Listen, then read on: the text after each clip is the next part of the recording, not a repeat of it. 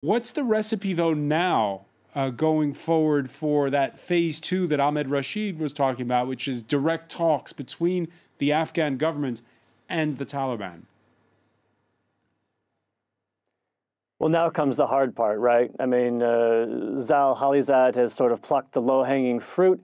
The Taliban all along have been saying that they're not very enthusiastic about international jihadists hiding inside Afghanistan, and so persuading them to provide no safe haven for terrorists is really an easy ask. Now that we know that the Americans want to leave, that's another major piece of the puzzle, as Ahmed Rashid has said.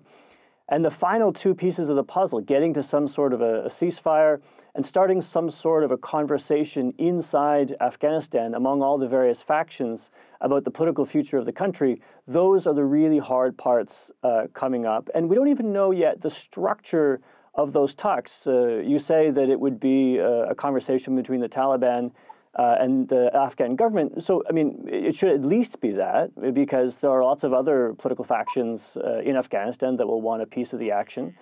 I think the conversations are ongoing right now between the U.S. and the Taliban. I understand that they're going to resume negotiations in the coming weeks, and you can expect very hard conversations coming up about the structure of these future talks. But, you know, really, it's worth pausing to reflect on how far we have come. I mean, this time last year, you know, we were nowhere near any sort of a political process.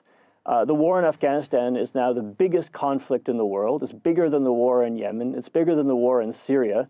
And by some measures, it's bigger than the two of them combined, with 44,000 battle deaths per year. So it's really long overdue that this escalating war finds some sort of political settlement, and it looks like that's on the horizon for the very first time.